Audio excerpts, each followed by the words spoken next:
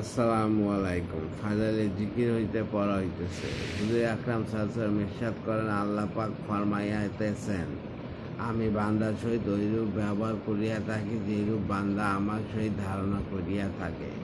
যখন সে আমাকে স্মরণ করে আমি তখন তাহার সঙ্গে থাকি, আর যখন সে আমাকে অন্তরে অন্তরে ডাকিতে থাকে আমিও তাকে অন্তরে অন্তরে স্মরণ করিয়া থাকি।